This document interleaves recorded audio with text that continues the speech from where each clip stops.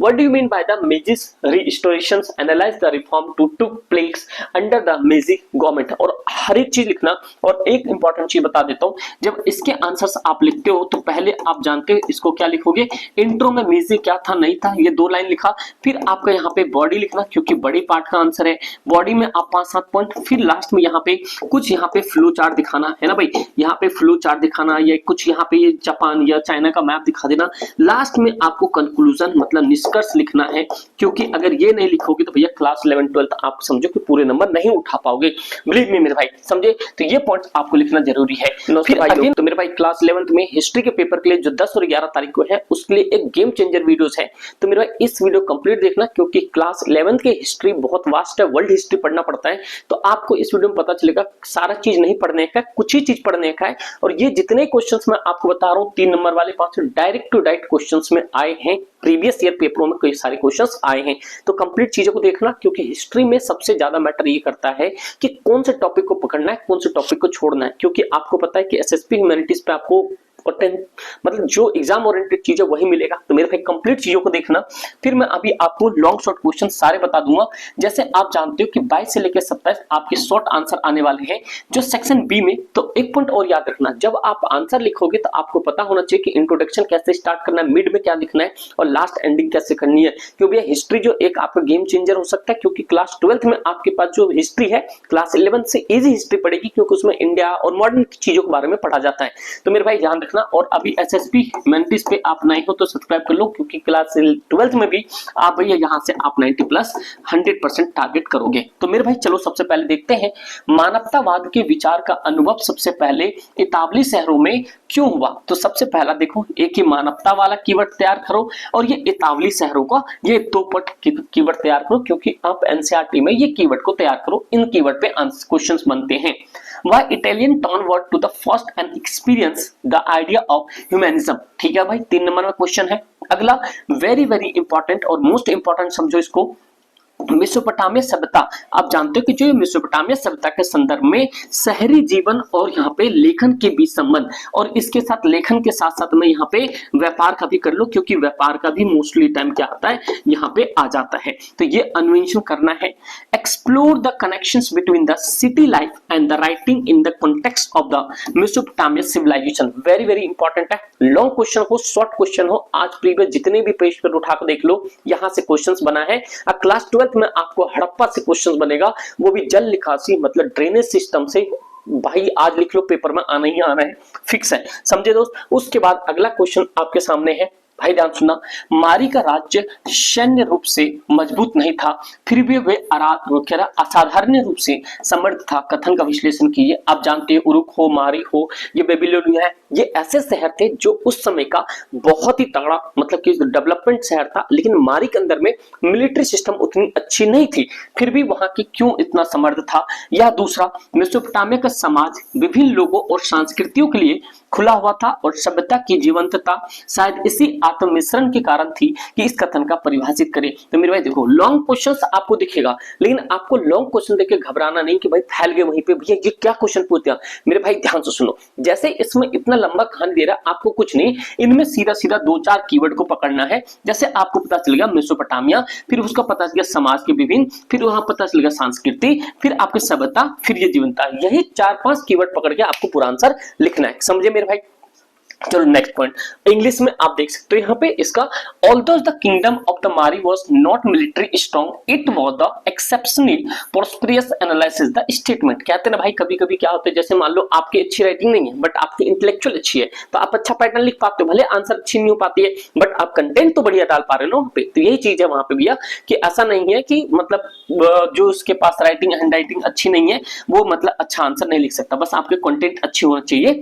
Mesopotamia society was an open different people and cultures and the validity of the civilizations perhaps due to this इंटरमिक्सचर्स। ये भी आप यहां से देख लो क्योंकि टॉपिक यहां से बनेगा। नेक्स्ट क्वेश्चन आपके सामने जो अगला क्वेश्चन है, बाद में मंगोल शासक, आप इसे इंपॉर्टेंट अभी से मान लो, द्वारा यासा को अधिकार और पहचान के स्रोत के रूप में इस्तेमाल किया गया था। मंगोलों के लिए यासा का महत्व स्पष्ट कीजिए। ये जो मंगोल वाला टॉपिक है इसमें आप इसका एक ना मिलिट्री, एक इसके आपके मिलिट्री वाला पॉइंट ऐड कर लो, ठीक है, प्रशासन वाला इंपॉर्टेंट है, आएगा ही आएगा। अगला कह रहा है कि Yasa was the used and the source of authority and the identity by the later Mongol rulers. ठीक भाई, explore the significant Yasa for the Mongols.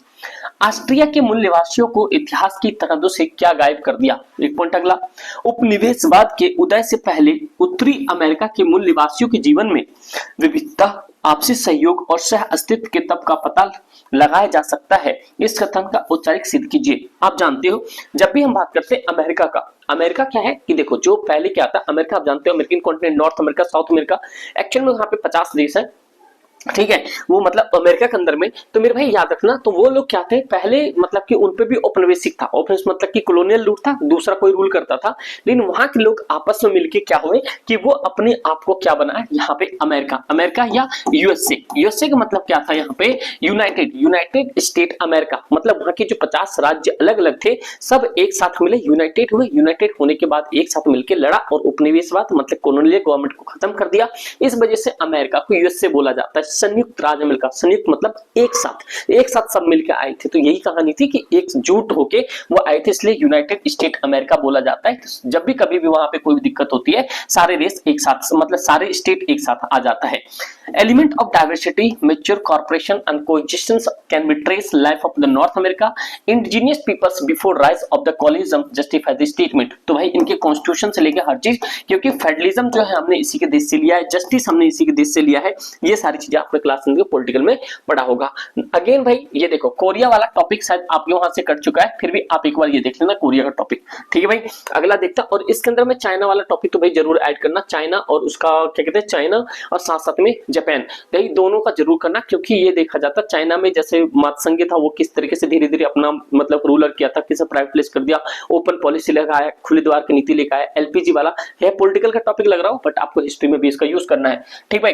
दास एक निवेश थे जो रोम समाज में दासों की सामाजिक स्थिति को परिभाषित करते हुए इस कथन की व्याख्या करे, उस समाज में श्रम प्रबंध कैसे किया जाता था, लेबर वाला। उत्तर पुरातत्व से क्या तत्व है, रोम साम्राज्य में उत्तर पुरातत्व काल के दौरान कौन से धार्मिक और प्रशासनिक परिवर्तन हुए। देखो भाई ये रोम साम्राज्य, साथ साथ में ये प्रशासनिक और यहाँ पे धार्मिक, ये ऐसे कीवर्ड्स हैं जो आपके पेपर में देखने को मिलेगा। समझ रहे हो बात को। यहाँ पे भैया क्लास 11 की हिस्ट्री थोड़ी सी टफ लग रही होगी आपको, किसी किसी को नहीं भी लग रही होगी, ऐसा नहीं बस आप आंसर राइटिंग करोगे तो काम सेट हो जाएगा। हाँ बट ये है आंसर राइटिंग लिखते हुए आपको इंट्रोडक्शन से स्टार्ट करना है, बीच में थोड़ा सा अपने हिसाब से बना लिखना, लास्ट में कंक्लूजन निष्कर्ष पे जाके खत्म करना है। जब आपका आंसर परफेक्ट बनेगा, ये मैं आपको बता रहा हूं। अगर आप चाहते हो कि भैया मैं आपको आंसर राइटिंग बता दूं कैसे लिखा जाता है, वो मुझे कमेंट करके बताना, और भैया सब्सक्राइब जरूर करना, क्योंकि क्लास 12th में आप लोग को भाई एआई से कॉपी चेक होगी, तो मैं आपको ईच एंड एवरीथिंग शुरुआत से गाइड कर दूंगा, तो आप टेंशन फ्री हो जाओगे। समझे दोस्त। तो भैया सब्सक्राइब जरूर करना, व्हाट्सएप ग्रुप का लिंक होगा वो जरूर ज्वाइन कर लेना, ठीक है। ये आपके इंग्लिश में है यहाँ पे। फिर अगला क्वेश्चन यूरोप का पूछ रहा है, और ये भी आपके लिए बहुत ज्यादा इंपॉर्टेंट है। कह रहा है सामंतवाद के संदर्भ में उत्पादकों की श्रेणियों का विवरण कीजिए। यूरोप में 14वीं शताब्दी कई दृष्टियों से विनाशकारी था, आप जानते हो क्राइसिस हुआ था। इस कथन विश्लेषण करें और यूरोप की अर्थव्यवस्था पर इसके प्रभाव। तो आप discuss the about the categories cultivators in the context of feudalism in the Europe. Europe में किस तरीके से फ्यूडलिज्म था, ठीक भाई। सामंतवाद, ये भी पॉइंट आपको याद रखना है। अब 14th सेंचुरी में किस तरीके से यूरोप के अंदर में एक डिसएस्टेस many analysis the statement discuss the impact on the economic Europe, और इस सारी चीजें पढ़ी थी। मेजी पुनर्स्थापना वेरी वेरी वेरी इंपॉर्टेंट है। से आप क्या समझते हैं, मेजी सरकार के तहत हुए सुधारों को विश्लेषण करें। गृह युद्ध में गुओमिन्डांग पार्टी के विरुद्ध चीनी कम्युनिस्ट पार्टी, आप जानते हो 1949 में ये बनके तैयार हुआ था, सफलता के पीछे के कारण की व्याख्या करें। तो आप जानते हो मैंने जो अभी तुम्हें बताया 8 नंबर वाले में क्वेश्चन आना है, what do you mean by the Meiji's restorations, analyse the reform to took place under the Meiji government. और हर एक चीज लिखना। और एक इंपॉर्टेंट चीज बता देता हूं, जब इसके आंसर्स आप लिखते हो तो पहले आप जानते हो इसको क्या लिखोगे, इंट्रो में मेजी क्या था नहीं था, ये 2 लाइन लिखा, फिर आपका यहाँ पे बॉडी लिखना क्योंकि बड़ी पार्ट का आंसर है, बॉडी में आप 5-7 पॉइंट, फिर लास्ट में यहाँ पे कुछ यहाँ पे फ्लो चार्ट दिखाना है ना भाई, यहाँ पे फ्लो चार्ट दिखाना या कुछ यहाँ पे जापान या चाइना का मैप दिखा देना, लास्ट में आपको कंक्लूजन मतलब निष्कर्ष लिखना है, क्योंकि अगर ये नहीं लिखोगे तो भैया क्लास 11-12 आप समझो कि पूरे नंबर नहीं उठा पाओगे, बिलीव मी मेरे भाई, समझे। तो ये पॉइंट आपको लिखना जरूरी है। फिर अगेन आपके सामने explain the factor behind the success of the Chinese Communist Party. आप जानते हो Chinese Communist Party against the Kuomintang party in the civil war क्यों सबसे सक्सेसफुल हुआ था, और आज भी कम्युनिस्ट पार्टी ही वहां पे चल रही है, समझे भाई। तो अभी बता सकते हो प्रेजेंट में चाइना का मतलब कि प्रेसिडेंट कौन है, आप लोग कमेंट करके जरूर बताना मेरे भाई। फिर आपके सामने डी सोर्स बेस्ड क्वेश्चन आएगा। सोर्स बेस्ड क्वेश्चन में आपके पास यहाँ पे देखो यहाँ पे गाजन खान का भाषा, ये एक सेनापति के निम्न भाषण दिया जिसे मतलब वो वाला पूछ रहा है यहाँ से फारस में, तो ये किसान वर्ग के पक्ष में नहीं, यदि सबको लूटने का उद्देश्य हो तो ऐसा करने के लिए मेरे से अधिक शक्तिशाली और कोई नहीं। हम चंगेज खान पे पूछ रहे हैं भाई यहाँ पे, है ना। तो ये वाला पॉइंट आप सामने केस बेस में आएगा और केस बेस में आप सामने क्वेश्चन है। तो केस बेस में सबसे इंपॉर्टेंट चीज ये है भैया, इस बार जो है आपको सिर्फ क्या है क्वेश्चन यहाँ पे लिखना है ना, चंगेज खान वाला। तो ये भी पॉइंट आपको याद रखना, क्वेश्चन इसके 2 नंबर का है, फिर 1 नंबर का है, गिव द 1-1 नंबर का है। तो इस तरीके की चीजें को आपको लिखना है। फिर आपके साथ अगला जो क्वेश्चन है, अमेरिका के राष्ट्रपति को मूल निवासी नेता सीएट के प्रधान का खत मिला, राष्ट्रपति के प्रधान के समझौते दस्ता, ये आप आकाश की भूमि की उसमें मतलब जो उनकी थॉट थी उस समय में वर्ल्ड पॉलिटिक्स में उसको देखा गया। ये 3 क्वेश्चन आपके सामने है। और सबसे इंपॉर्टेंट चीज ये है कि आपको केस बेस में एमसीक्यू नहीं दिखेगा, आपको डायरेक्ट लिखना पड़ेगा। आप इजी तरीके से कर सकते हो। ये क्वेश्चन पेपर मैं आपको जो है अपने व्हाट्सएप ग्रुप पे डलवा दूंगा, बट आपको क्या करना भैया, व्हाट्सएप ग्रुप को ज्वाइन कर लेना, लिंक डिस्क्रिप्शन में मिल जाएगा आपको। और भाई लाइक नहीं किया कर लेना। क्लास 12th में आपको भाई शुरू से ईच एंड एवरीथिंग आपको बताऊंगा, तो don't need to forget subscribe and like, समझे मेरे भाई। तो भैया बस यही कहना चाहूंगा। और आपके बाद मैप दिखा देता हूं आपको, मैप आपके सामने आ जाएगा सेक्शन ई, आपके पास मैप भी है, बहुत इजी मैप आएगा, टेंशन ना लो। विश्व मानचित्र को निम्नलिखित चिन्हित करना है। ऑस्ट्रिया का नया राजधानी शहर 1911 में स्थापित हुआ। New capital of city Australia, है ना, ऑस्ट्रेलिया लिखा है ना भैया, एक होता ऑस्ट्रिया एक है ऑस्ट्रेलिया, है ना भाई। ऑस्ट्रेलिया की राजधानी क्या बता सकते हो, तो बहुत सारे लोग सिडनी सुनते हैं, सिडनी वहां का शहर है भैया, ऑस्ट्रेलिया का राजधानी कैनबरा है ना कि सिडनी। फिर जॉर्जिया संयुक्त राज्य अमेरिका का एक राज्य है, ठीक है। ताइवान का क्षेत्र कौन सा है, नीचे दिए गए मानचित्र को ए बी के रूप में रेखांकित करना है। फिर दूसरा आपके सामने अक्षांश की रेखा जो कोरियाई महाद्वीप को गुजरती है, रोम सम्राट कॉन्टेस्टाइन द्वारा इसकी राजधानी क्या थी, ये रहा आपके सामने वर्ल्ड मैप।